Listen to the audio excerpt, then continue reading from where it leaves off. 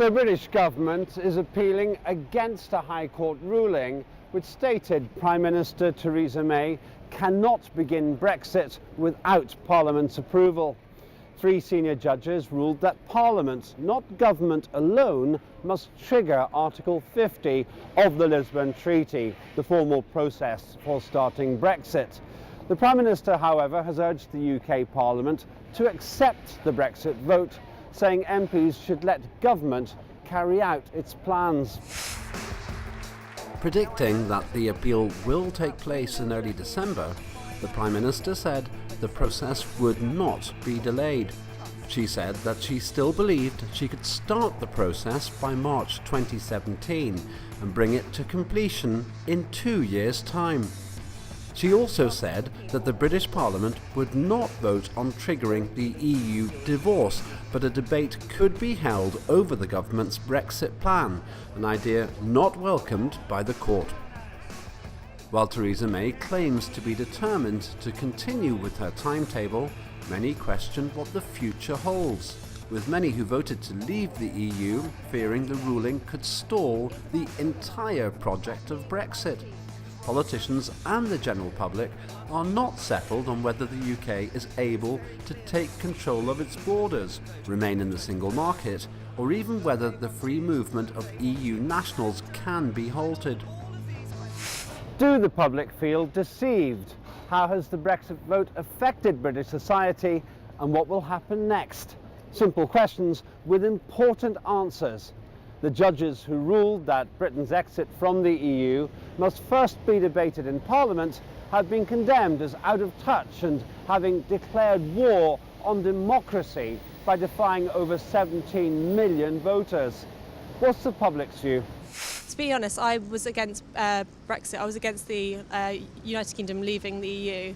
I feel like they should follow regulations in terms of, like, if they're told to do something, like to follow up on something, they should do that. They shouldn't go against what's been asked of them. But I don't know. I think it's quite a complicated situation, and I don't think anyone really knows how to have dealt with what happened afterwards. So I guess it's a learning curve. So I think they just got to do what they're. I think that the decision has been made by the British public, and I was watching some news. It is the reason we elect MPs and people to decide these sort of things for us. But I don't think that they can make a decision to go against the British people and the will of the British people.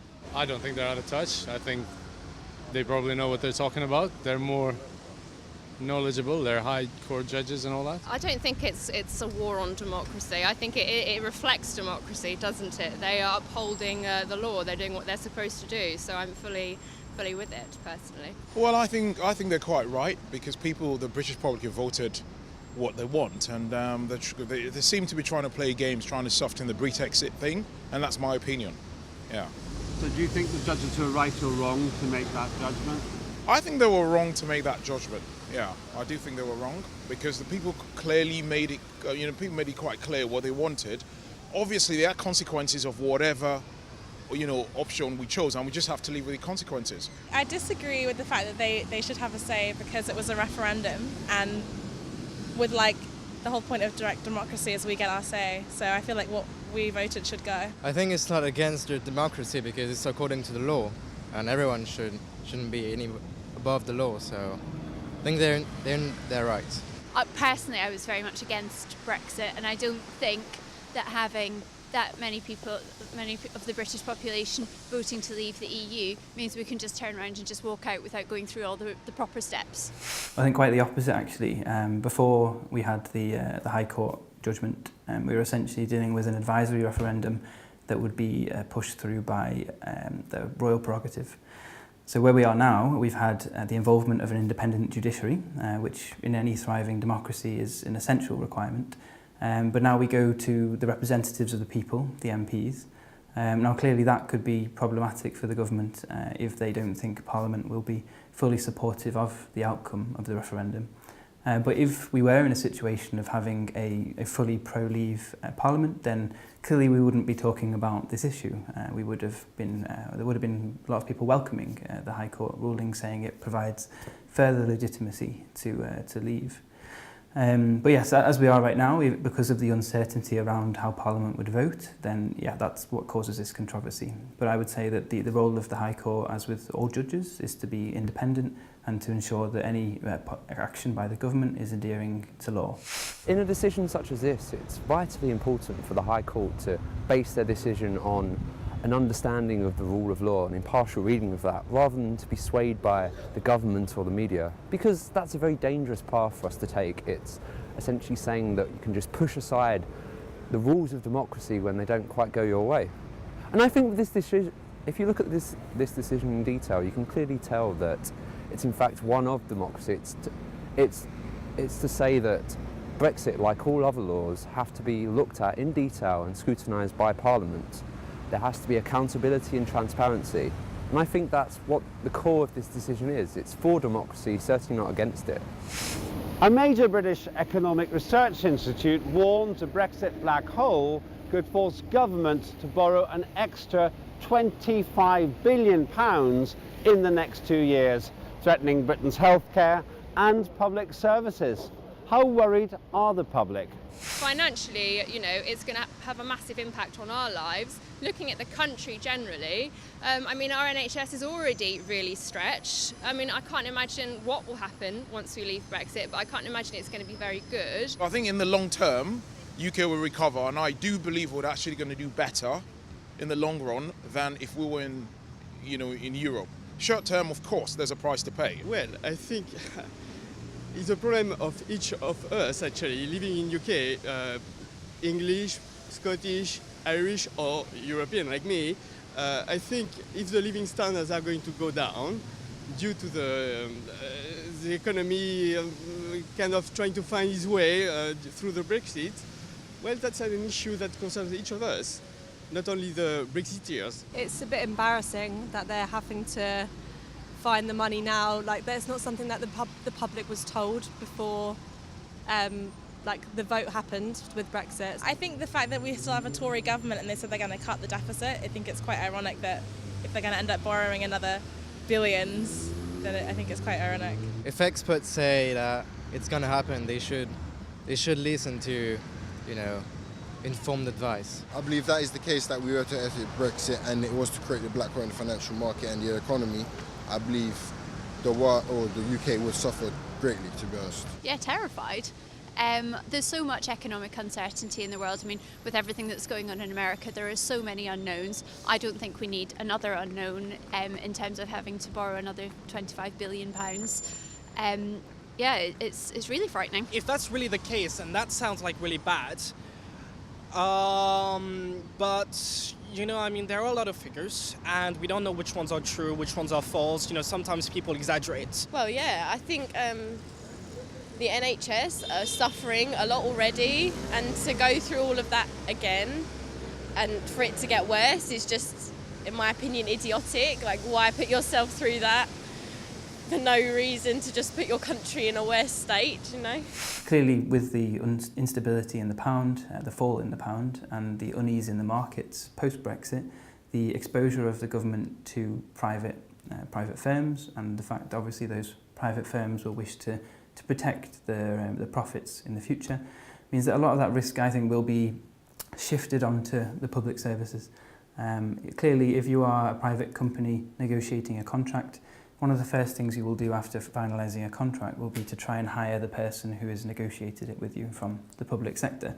A lot of the time this will mean that we are lacking expertise within our public sector to manage these contracts. In the short term, Britain will face stagnation and possibly even another depression.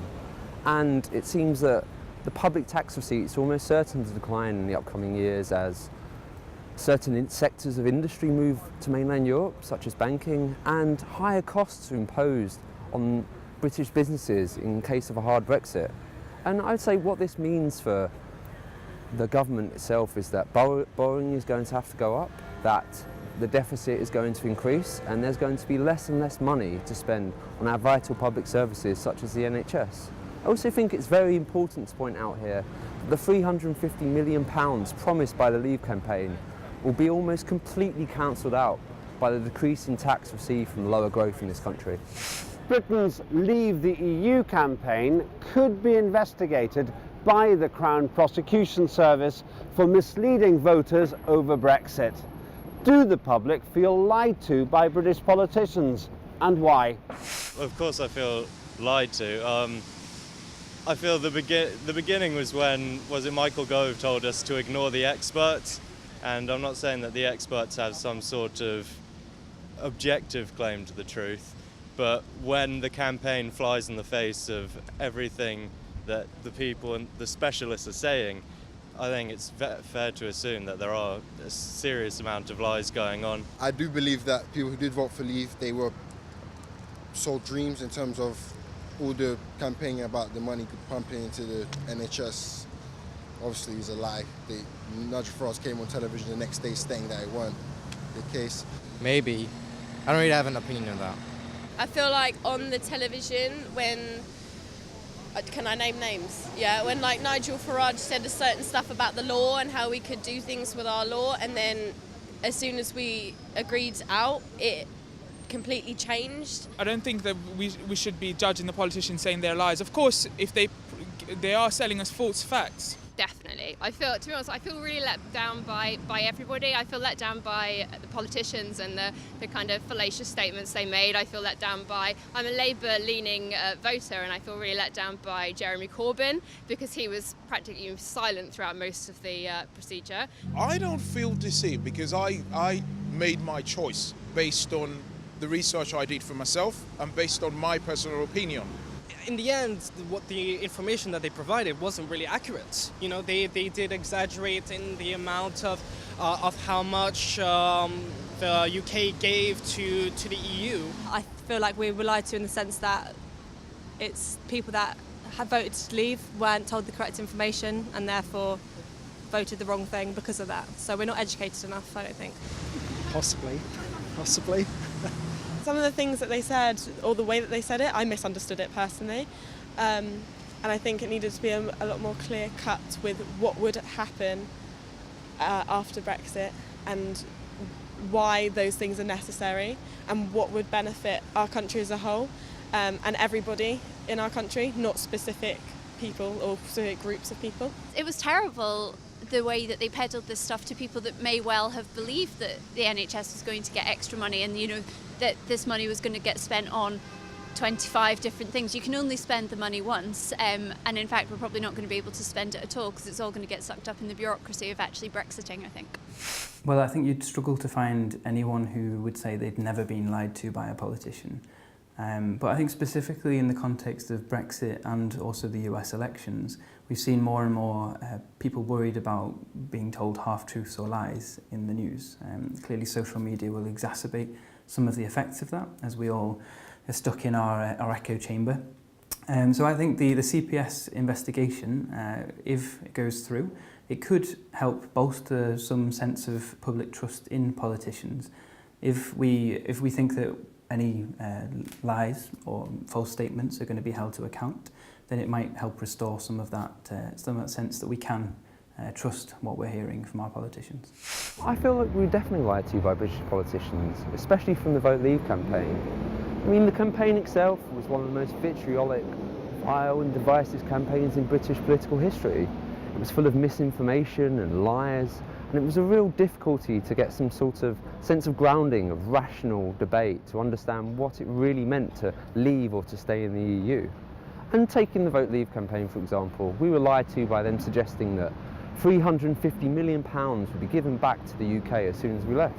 Whereas the Remain campaign, we were clearly lied to when they suggested that on leaving the EU there would be an immediate emergency budget. In June, nearly 52% of Britons voted to leave the European Union after 43 years of membership, sending shockwaves throughout the world, with financial markets reacting strongly and the pound losing value. It means anyone who pays for imports or goes abroad is spending more money. The economic situation remains uncertain, with business and public wanting to know what will happen next and when. Gina Miller, the woman who defeated the UK government's Brexit plan, has faced calls to be deported, raped and killed by British social media users. What, in the public's view, has the Brexit vote done to British society?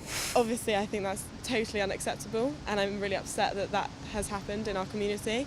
It's just created more hate towards those people that don't need it at the end of the day. Minorities in this country who already get a bashing in my eyes, I believe it's just increased that. I think we're part of Brexit. Now Brexit's happened, and I think we just need to work together just to make it happen now. You can't dwell on the past, really. I don't think it's Brexit that's done this. I think there's always been underlying misogyny and racism in the UK and in most countries in the West, but it's just hidden. And Brexit's just given justification for people to act out this way. The result of the election has made those people feel justified in their beliefs. It's not Brexit, if we're honest. It's been going on for quite some time, and look at it, it's the same in America. The media, I think, is the problem. People, newspapers like the Daily Mail, the Sun, the Express particularly, some of the things they write is just deplorable. Some people voted to stay in. And you can see obviously the majority voted out, but it's just a small margin. Populism is gaining a lot, not only in the UK. We have seen that in the US, we have seen that in France, actually. I think it's too soon to tell, maybe. Since Brexit, I don't think people are respectful in people's opinions anymore. It is appalling, yes. However, I don't think that Gina Miller should be discouraged or face any sort of criticism. The racism that we've seen as a result of Brexit and things that you've heard in the street is quite shocking, and I think it's quite apart from British values. I don't think it's not how we should be conducting ourselves at all. I think it's important to remember that the people issuing these threats are not defined by whether they voted Leave or Remain. I think people across the spectrum will stand with Gina Miller to support her at this time and against these attacks.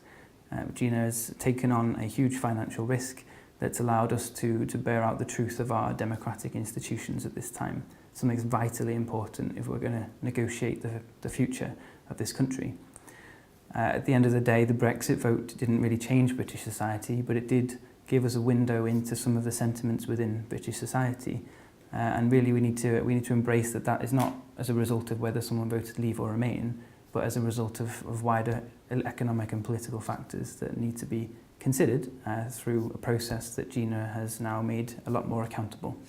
I feel that Brexit has made Britain a much more divided society and made politics a lot more polarised than it was before. If you look at the Vote Leave campaign especially, where lots of its arguments had undertones of racism, and it was focused a lot on blaming immigration for all of Britain's ills. And because of that, it's also emboldened lots of the far right and given them much more of a say in mainstream political discourse, which is a very dangerous trend to be going on. And I think that these vile attacks on Gina Miller, the murder of Joe Cox and the increase in hate crime post-Brexit are manifestations of this new political Britain, which has certainly lurched to the right in the aftermath of Brexit. The UK Independence Party leader, Nigel Farage, warns that recent attempts to undermine Britain's withdrawal from the European Union may result in real disturbance on the streets. What do the public think will happen in Britain? I don't think that's going to happen anytime likely. No way. I don't think it's going to be that serious. I don't think there's far more sense in this country that referendum probably came with. And I don't think it's going to be as serious as people going out in the streets and being, crazy. It's just going to decline completely, and it's just going to turn into some big mess that no one can fix. We're already in so much debt, and it's just, I just feel like it's just going to go downhill. I'm not sure it will be as, so many people will go down in the streets. I think some of them will, maybe, but I don't think it's going to be that important. I think everyone should be united, and go in the general direction of what people want. This call is a bit frightening, but I think democracy has to continue its course. Nigel Farage cannot dictate what is going to happen, and in my view, he should calm down everybody to find an easy way to get out of this situation. Of course, there are going to be incidences of violence, stuff like that. People do have a right to be scared, because some people don't feel like they who have agreed with the decision feel like they're going to be persecuted. Well, nothing's happened as at the moment. There's nothing really. There's not been any unrest. Again, who knows? We don't tend to see much political revolution in this country very often. I don't believe so. I don't like Nigel Farage, to be honest. I think I'm going to swear. Sorry, Nigel Farage is just yeah. I think initially it will be uncertain, but I think long term we have a very bright future. Why do you feel that? It's hard to explain, because I think now we can make our own rules, and yes, Europe has brought a lot more positive to, in general, obviously it's brought a lot of positive. England is an island, the United Kingdom is an island, and I think we still have that island mentality. When I travel to Europe, you don't feel as part of Europe as if you were living in mainland Europe. I just worry that people will lose faith in the British government, and that I don't know what's going to happen, but some sort of anarchic demonstration. I do worry about British democracy. It almost relates as well back to the elections in the US. If you go against the election of Donald Trump, it's a bit the same factor. Frankly, I try not to worry about anything that Nigel Farage says, because I don't agree with anything that he has to say for himself at all. I do worry about what people's opinions would be if we decided not to leave the EU, and I suppose the will of the people, as it is that we should leave. Nigel Farage does not represent even the majority of Leave voters, I would say, and in the same way, the government's position will not represent a majority of any voter either way. I think the nature of the referendum being so vague and covering such a broad church of people on each side means that whatever the outcome of negotiations, the vast majority will be dissatisfied with the outcome. At the same time, we're addressing the issue of Brexit in a climate internationally where people are disenchanted with the political and financial elites who've been able to protect their own interests at the expense of those who haven't had a seat at that table during a time of massive economic and political unrest globally. Well, I'm worried that the sort of racism and intolerance and bigotry we've seen post-Brexit will continue to grow. And I think if you take a look at Nigel Farage's statement there, for example, it's a very dangerous thing to say. It's almost as if he's trying to incite a mob to rise up against any decision that doesn't go his way perfectly post-Brexit. And there's this sense of entitlement with him, and with lots of the leading Leave campaigners, that post-Brexit negotiations need to perfectly follow what they believe is correct and shouldn't be looked over in a transparent way and discussed in Parliament. The Prime Minister stated the referendum result was clear. It was legitimate. MPs and peers who regret the referendum result need to accept what the people decided. However, there is nothing simple about the current situation. Without a formal constitution, the High Court ruling that Brexit must first be debated in Parliament has caused arguments, pressure and confusion. The outcome of a referendum which seemed so simple in June had descended into chaos by November.